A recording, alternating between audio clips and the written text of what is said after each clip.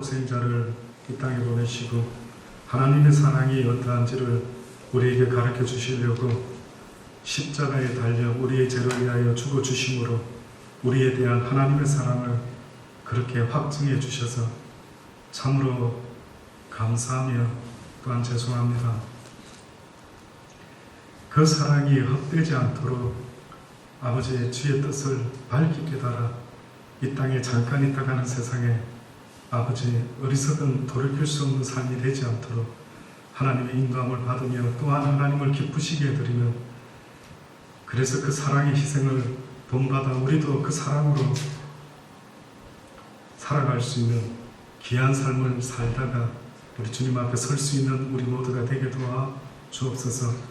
올 때는 순서가 있었는지 몰라도 이 땅을 떠날 때는 순서가 없음을 늘 기억하며 오늘 밤이라도 주님이 부르시면 주님 앞에 섰을 때 할 말이 있을 수 있는 우리의 삶이 되게 도와 주옵소서. 감사합니다. 예수님의 이름으로 기도합니다. 아멘. 네, 오늘 제목은요, 환난 중에 즐거워하나니라고 하는 제목으로 말씀을 전하기 원합니다. 오래전에 영국에서 그 국가의 허락을 받지 않고는 설교하는 자는 무조건 벌을 받았던 때가 있었습니다. 그래서 함부로 하나님에 대해서나 그 어떤 것에 대해서 설교를 할 수가 없는 그런 때가 있었는데 한 젊은이가 이 법을 어겼습니다. 그래서 하나님에 대해서 설교를 하다가 그가 감옥에 들어갔는데 12년 동안이나 감옥에 지내게 됩니다. 그 긴 세월 동안 앞을 보지 못하는 그의 아내는요, 거지처럼 구걸하며 살다가 죽게 되고 그에게 3 자녀가 있었는데 졸지에 엄마 아빠를 잃어버리고 고아가 되었습니다. 그래서 동냥을 하며 거지처럼 그렇게 아이들이 살게 되었습니다. 여러분이 만약에 이런 삶의 환경에 처한다면 혹시 어떤 생각을 할 수 있을지 한번 상상을 해보신 적 있습니까? 내 인생이 만약에 이런 상황에 처해서 이런 일이 벌어졌다라고 하면 과연 나는 무슨 생각을 할 수 있을까? 이 젊은이도 역시 내가 복음을 전했을 뿐인데 하나님 이야기했을 뿐인데 이게 진리인데 진실인데 어찌하여 내가 이 이유 때문에 감옥에서 이렇게 갇히게 되고 사랑하는 아내를 잃어버리고 자식은 거지같이 그렇게 살도록 이런 환경이 과연 어떤 의미입니까? 라고 아마 기도하지 않았겠습니까? 그가 이렇게 기도했답니다. 하나님, 저는 너무나 고통스럽습니다. 그러나 제가 주를 위해서 할 수 있는 일이 과연 무엇이 지금 있을까요? 그때에 아마 하나님의 응답이 있었던 것 같아요. 이 젊은이에게 하나님께서 말씀하십니다. 너는 글을 쓰라. 나는 너에게 글을 쓸 수 있는 달란트를 주었노라. 주 앞에 엎드려서요, 이 젊은이가 기도 중에 이런 소리를 듣고 그 다음에 환상을 보기 시작합니다. 근데 환상에서 어떤 환상을 보게 되었느냐 하면 주님의 나라를 향해서 어떤 한 사람이 계속해서 어떤 길을 걸어가는 것입니다. 그래서 그것을 보고 그가 글을 쓰기 시작했는데 그게 바로 우리가 잘 아는 존 버넷이라는 사람이 쓴 철로 역정이라는 책. 저는 한 2-3번 읽어본 것 같습니다. 아주 학창 시절에도 추천해줘서 철로 역정이라는 책. 그 다음에 토마스 아켄피스라고 하는 사람이 준 그리스도를 본받아. 이건 저 학창 시절에 전도사님이 또 주변 분들이 추천했어요. 아, 이건 무조건 읽어봐야 되는구나 하고 읽었던 책 중에 생각나는 게 그 2가지였습니다. 그런데 많은 사람들이요, 고난이라는 것은 싫어하지만은 그러나 뜻밖에도 고난이 없을 수가 없다라는 것을 성경은 계속해서 이야기합니다. 오늘 본문의 말씀에 보면은요, 우리가 믿음으로 어렵다 하심을 얻었은즉 우리 주 예수 그리스도로 말미암아 하나님으로 더불어 화평을 누리자. 또한 그로 말미암아 우리가 믿음으로 서 있는 이 은혜에 들어감을 얻었으며 하나님의 영광을 바라고 즐거워하느니라. 믿음으로 어렵다 하심을 얻었다라고 믿음 이야기를 하는데요. 이 믿음으로 말미암아 예수 그리스도로 말미암아 하나님으로 더불어 화평을 누리자. 하나님과 지금 우리가요, 믿음 없이는 죄 가운데 있을 때에는 하나님과 화평을 누릴 수가 없다라는 걸 이야기하고 있죠.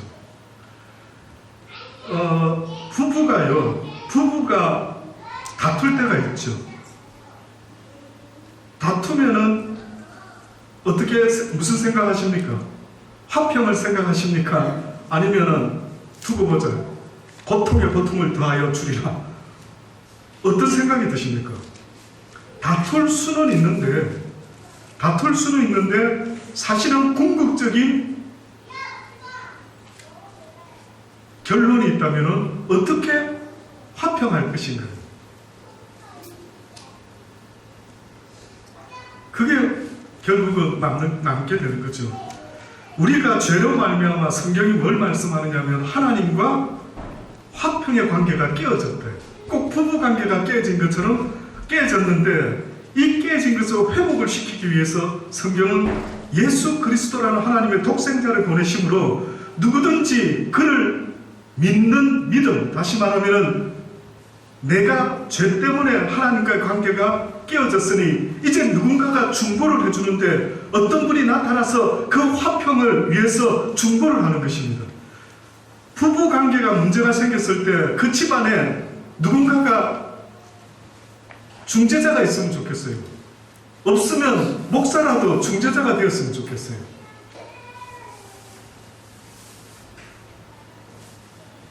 그래서 그 싸움에 누군가가 중재를 하는데, 뭐 한국에서 살게 되면 시어머니가 또 친정 아버지가 중보자가 되셔서 야, 싸우면 안 된다, 너희 그렇게 부부가 그런 식으로 끝까지 가면 안 된다, 어쨌든 화평을 이루어야 된다, 권면을 받았겠죠. 근데 성경에 보니까 하나님과 우리가 화평이 깨어지고 죄로 말미암아 거리가 멀어지고 말았는데, 그때에 예수 그리스도라는 중보자를 보내셔서 어떻게 말씀하시고 계시냐면, 누구든지 저를 믿는 자, 나의 죄 때문에 그가 십자가에 달려 희생해 주셨다라는 이 사실을 믿고 인정하는 그들에게 다시 한 번 더 하나님과 더불어 화평을 누릴 수가 있게 된다라고, 그 믿음에 대한 중요한 의미를 그렇게 성경이 말씀하고 있습니다. 그러면서 다만 이뿐이 아니라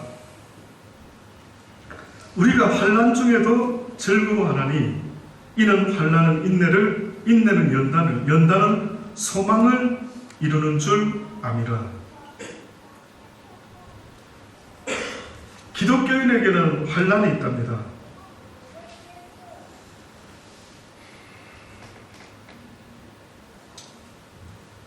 기독교인에게는 환난이 있다라고 이야기하는데, 그리스도인들이요, 먼저 이 말씀부터 한번 드려볼게요. 베드로전서 4장에 보면은 4장 12절로부터 보면은 사랑하는 자들아, 너희를 시련하러 보는 불시험을 이상한 일 당하는 것 같이 이상히 여기지 말고 오직 너희가 그리스도의 고난에 참여하는 것으로 즐거워하라. 이는 그의 영광을 나타내실 때에 너희로 즐거워하고 기쁘게 하려 함이라. 너희가 그리스도의 이름으로 욕을 받으면 복 있는 자로다. 영광의 영 곧 하나님의 영이 너희 위에 계심이라. 너희 중에 누구든지 살인이나 도둑질이나 악함이나 남의 일을 간섭하는 자로 고난을 받지 말라. 지금 성경에서 고난이 복이다라고 하는 것은요, 내가 살인이나 도둑질이나 악한 일 때문에 얻는 고난을 말하는 게 아닙니다. 성경이 고난 가운데 그리스도를 배우고 고난을 인내해라, 참아라, 환난을 참아라, 소망을 이루게 된다라고 하는 이야기는 누구에게 하는 이야기냐면은 예수 그리스도를 믿는 자에게 하는 것입니다. 그래서 살인이나 도둑질이나 악행이나 남의 일을 간섭하는 자로 고난을 받지 말고, 만일 그리스도인으로 고난을 받은 즉 부끄러워 말고 도리어 그 이름으로 하나님께 영광을 돌리라. 하나님 집에서 심판을 시작할 때가 되었나니 만일 우리에게 먼저 하면 하나님의 복음을 순종치 아니하는 자들의 그 마지막이 어떠하겠느냐. 또 의인이 겨우 구원을 받으면 경건치 아니하는 자의 죄인이 어디서리요. 그러므로 하나님의 뜻대로 고난을 받는 자들은 또한 선을 행하는 가운데 그 영혼을 미쁘시 조문주께 부탁할지어다.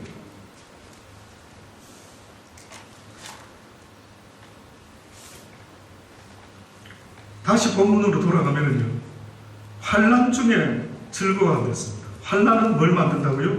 인내를. 인내는 무엇을요? 연단을. 연단은 무엇을요? 소망을 이룬다. 그러면은 결국은 환난이, 예수 믿는 그리스도인의 환난이요, 무엇을 이루어내게 된다고요? 소망을 이루어내게 된다.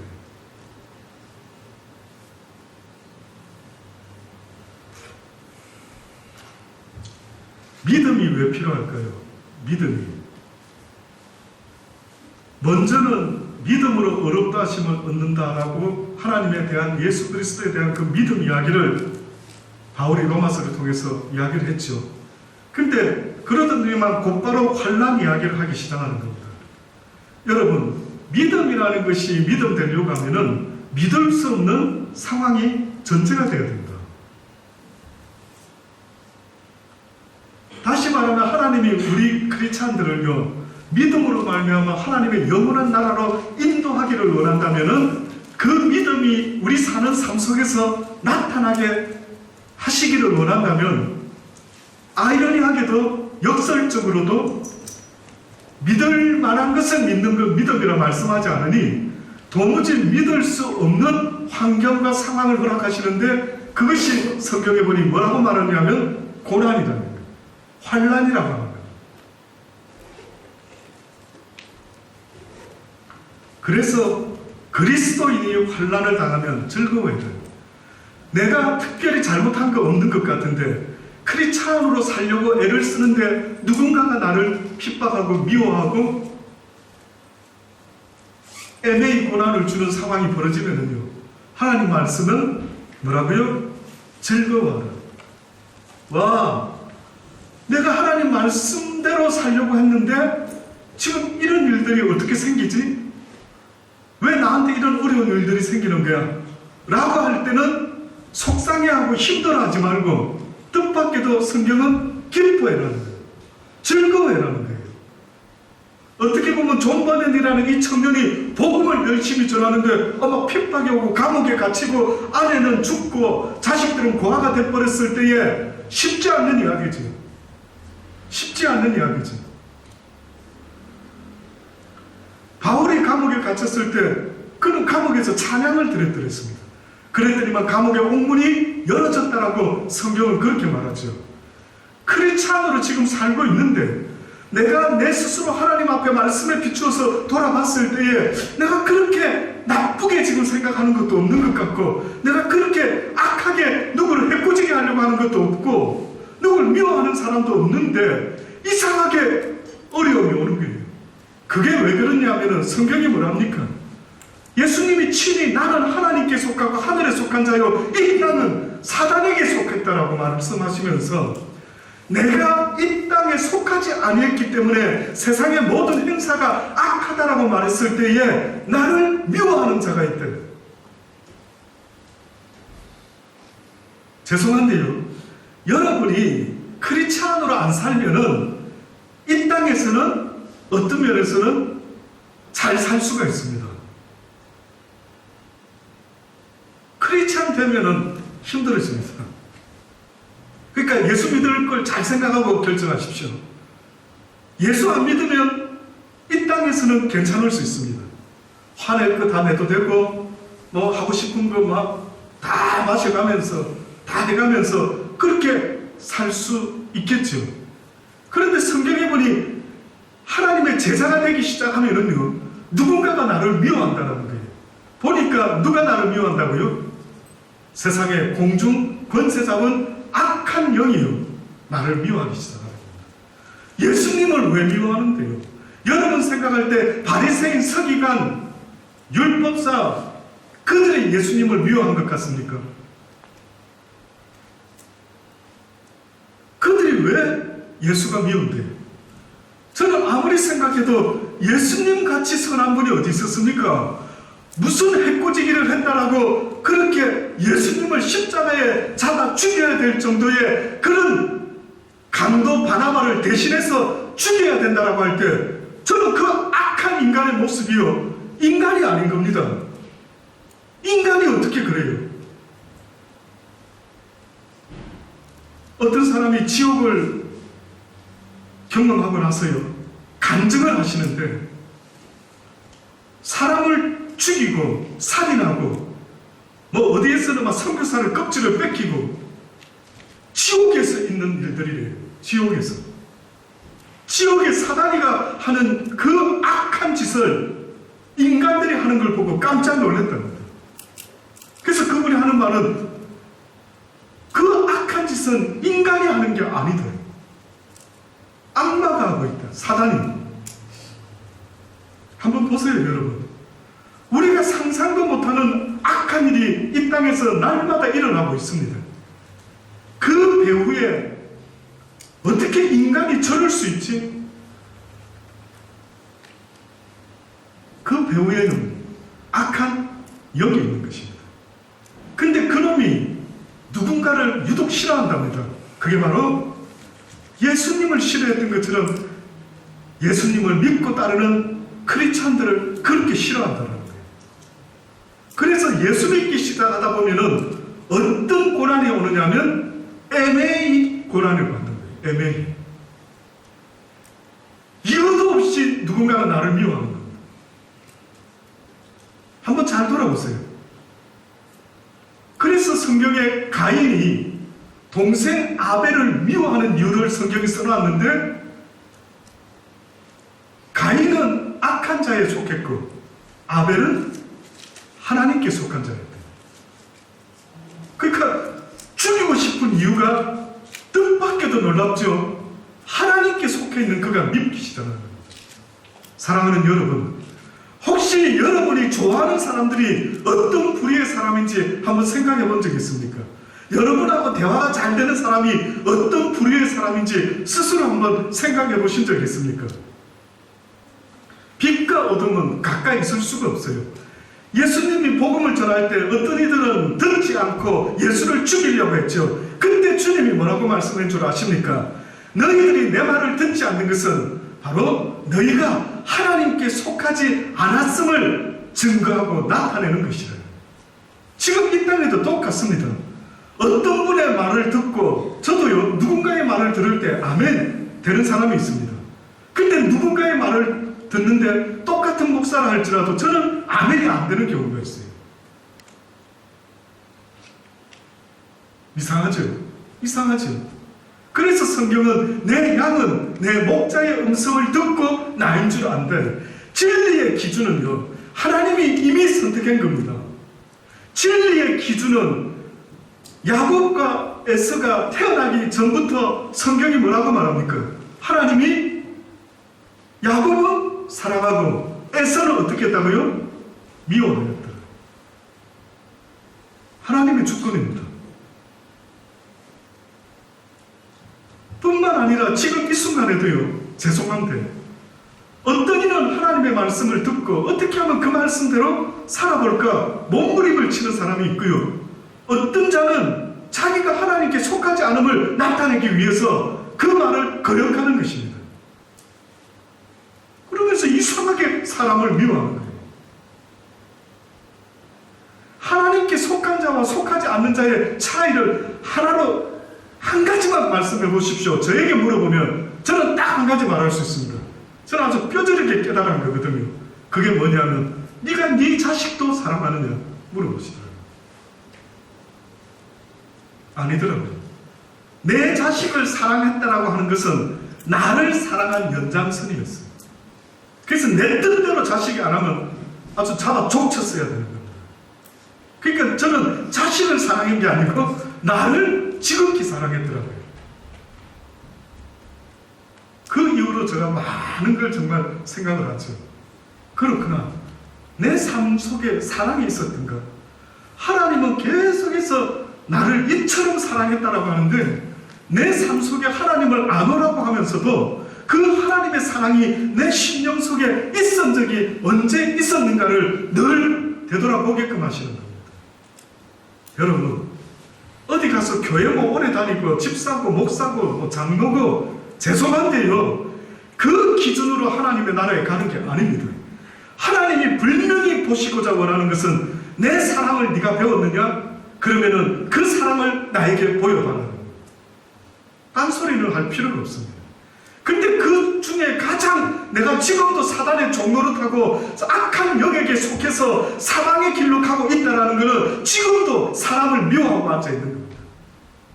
여기 있는 여러분은 사람을 미워하지 않는 하나님의 사람들 다 되시기를 주의 이름으로 권면합니다. 미워하지 마세요. 미워하면 하나님이 그대로 나도 너를 미워해 줄 수 있다. 죄는 정말 미워할 수 있을지 몰라도 사람은 미워하지 마십시오.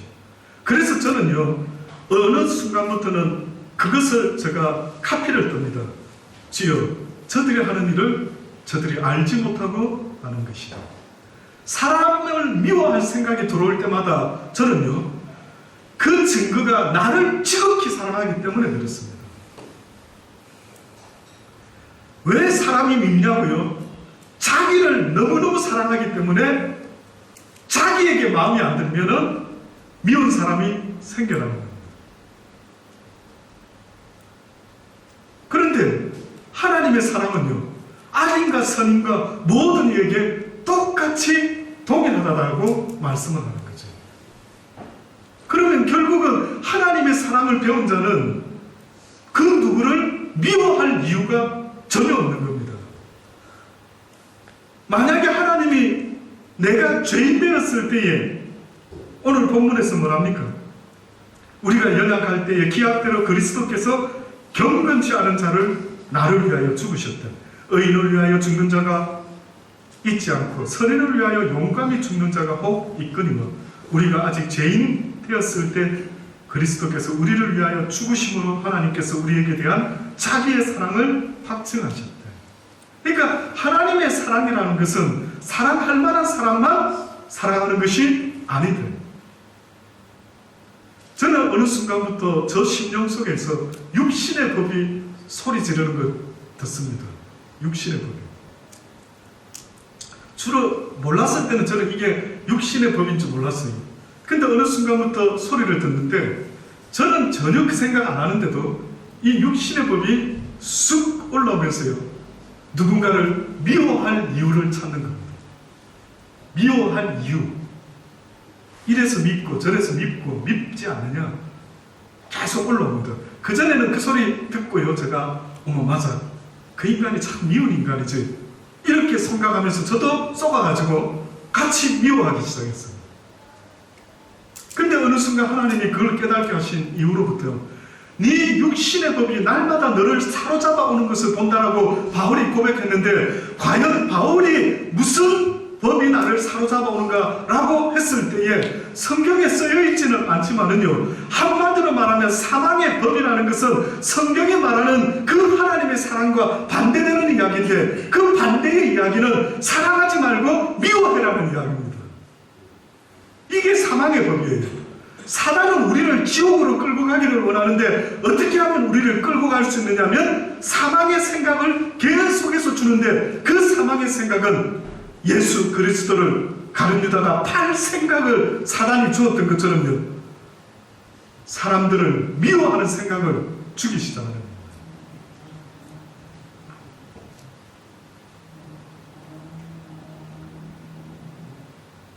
환난 중에 즐거워한다는, 결국은 내가 예수를 믿고 살아가는 과정 속에서요, 말씀에 비추어서 이 환난이 나의 잘못으로 오는 게 아니라 한다면 하나님은 기뻐하라, 즐거워하라.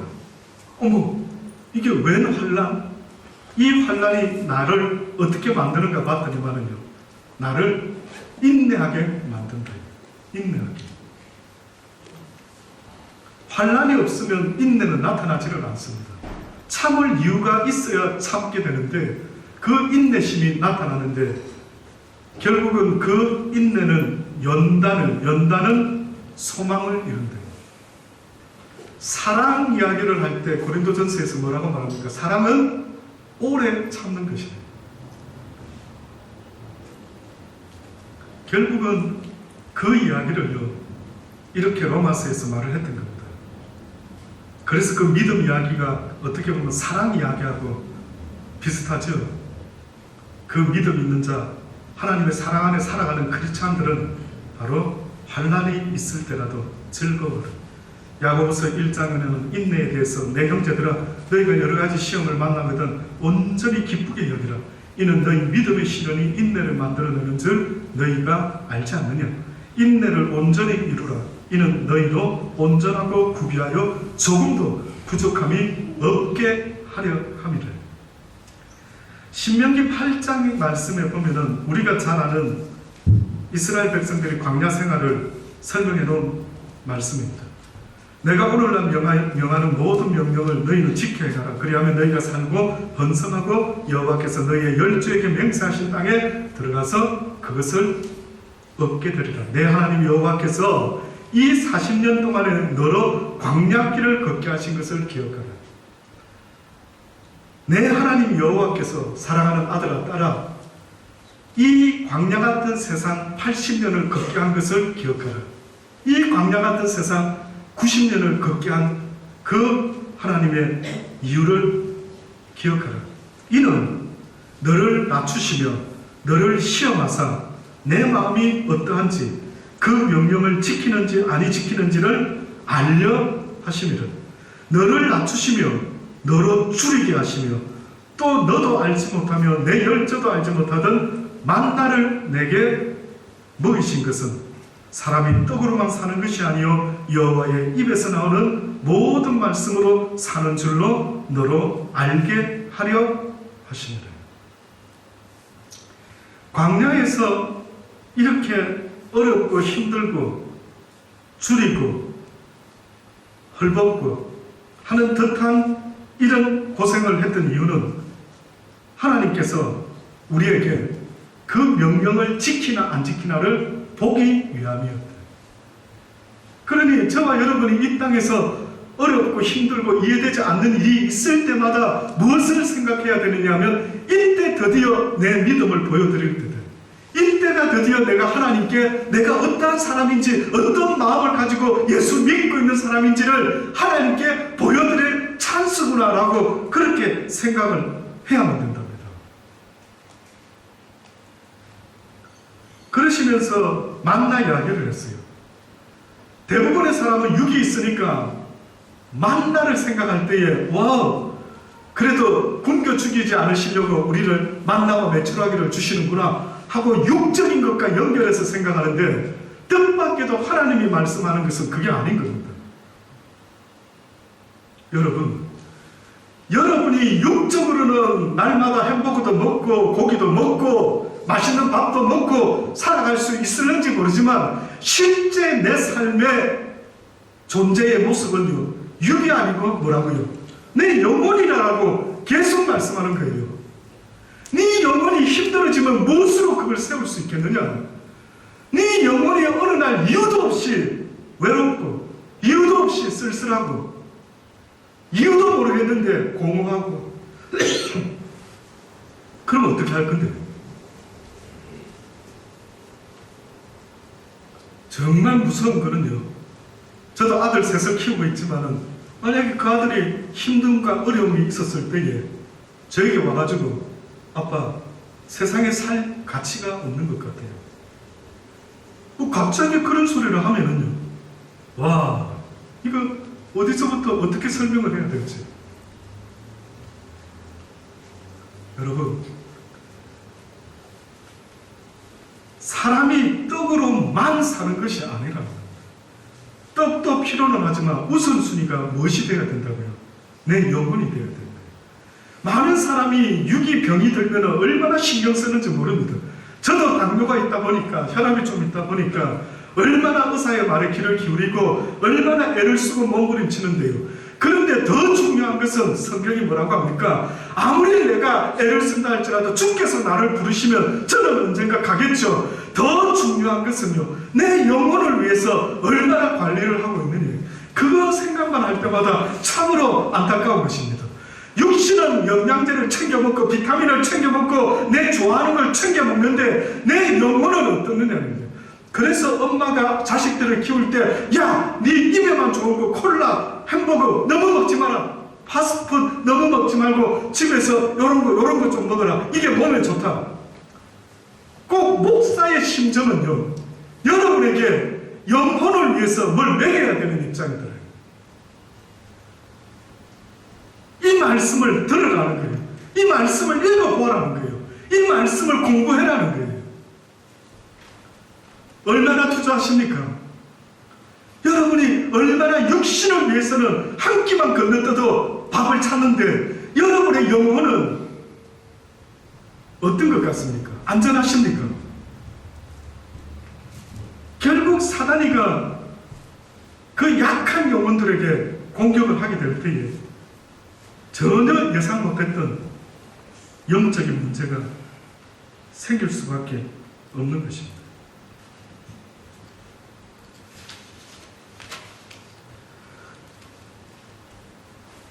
고린도후서 4장에 보면은요, 그러므로 우리가 낙심하지 아니하노니 겉사람은 부패하나 우리의 속은 날로 새롭도다. 우리의 잠시 받는 환난에 경한 것이 지극히 크고 영원한 영광에 중한 것을 우리에게 이루게 하매니 우리의 돌아보는 것은 보이는 것이 아니요 보이지 않는 것이니 보이는 것은 잠깐이요 보이지 않는 것은 영원함이라.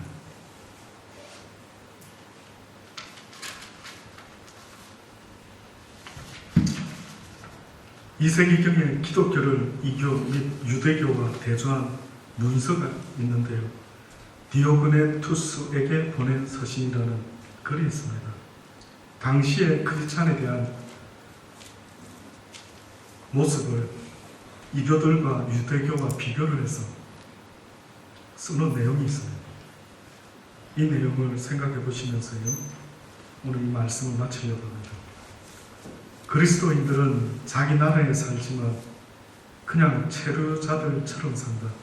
남들과 똑같이 시민으로서의 의무를 분담하면서도 체류자들처럼 산다.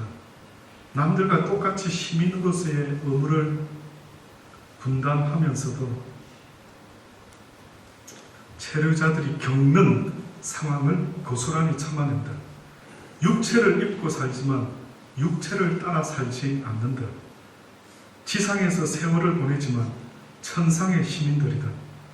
그리스도인들은 규정된 법을 준수하는 동시에 법을 능가하는 생활을 한다. 모든 사람을 사랑하고 모든 사람에게 박해를 받는다. 제대로 알려지지 않은 채 비난을 받는다. 그들은 죽임을 당하지만 그럼에도 불구하고 산다. 가난하지만 많은 사람을 부욕해 한다. 모든 것이 부족하지만 매사에 넉넉히 지낸다. 불명예를 당하지만 그런 상황에서도 칭송을 받는다. 욕을 먹어도 복을 빈다. 모욕을 당해도 정중한 태도로 갚는다. 을을 행하면서도 행악자로 처벌을 받는다. 처벌을 받을 때에도 기쁨을 잃지 않는다. 하지만 그리스도인들을 미워하는 사람들은 그렇게 미워하는 이유를 대지 못한다. 그렇습니다. 어떤 이가 이런 말을 했더라고요. 세상에서 가장 어리석은 자는 시련을 신의 저주로 여기고 움츠리는 사람이다. 그렇지 않습니다. 그리스도인들에게는 하나님의 징계가, 어찌하여 사생자가 아닌다며 사랑하는 자녀를 징계치 않는 부모가 있겠느냐. 사랑하는 여러분, 하나님은 지금도 여러분이 올바로 크기를 원하고요, 하늘나라에까지 꼬링할 수 있게 되기를 하나님 계속해서 여러분에게 간섭하고 있음을 잊지 마시기를 바랍니다. 이제는 그리스도인으로서의 환난과 고난이 기꺼이 여러분 삶 속에도 있어지기를 간절히 주의 이름으로 축원합니다. 기도하십니다. 좋으신 아버지 하나님, 그렇습니다. 그리스도인으로 이 땅에서 살아간다는 것은 이렇게 환난 가운데 살 수밖에 없음을 다시 한번 우리에게 알려주셨으니 이제는 어떤 환난이 있을지라도 너무 억울해하지 말게 하시고 오히려 환난 가운데 인내하고 인내 가운데 아버지의 기뻐하시는 그 영원한 생명을 바라보며 그 소망을 이루어 나갈 수 있는 귀한 믿음의 사람들이 다 될 수 있도록 인도하여 주옵소서. 감사합니다. 예수님의 이름으로 기도합니다.